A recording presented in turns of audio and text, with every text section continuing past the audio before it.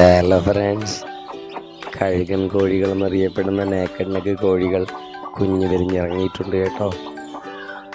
കാണാൻ നല്ല ചേല കേട്ടോ. 12 മുട്ടകൾ വെച്ചതാ. അതിനകത്ത് ഏകദേശം 9 വിരിഞ്ഞിറങ്ങിയിട്ടുണ്ട്. എല്ലാം വളരെ മനോഹരമായി നിൽക്കുന്നു. അപ്പോൾ ഇപ്പോൾ വിരിഞ്ഞിപ്പോൾ ഇറക്കി വിട്ടതേ ഉള്ളൂ. ഇനി ഭക്ഷണമൊക്കെ ഒന്ന് നോക്കി അത് കഴിച്ചു തുടങ്ങണം. അപ്പോൾ ഇന്ന് ഏതായാലും ഭക്ഷണമൊന്നും കഴിക്കുമെന്ന് എനിക്ക് തോന്നുന്നില്ല.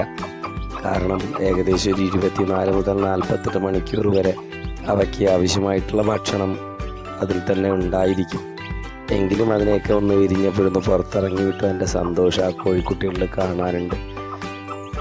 ഏകദേശം കറമ്പിയാണെങ്കിലും അതിൻ്റെ കുഞ്ഞുങ്ങളൊക്കെയും വിളമ്പികളായിരുന്നു. ഇനി 7 ദിവസം ആകുമ്പോൾ ആദ്യ വാക്സിൻ എന്നറിയപ്പെടുന്ന ലെസോട്ട് നൽകണം.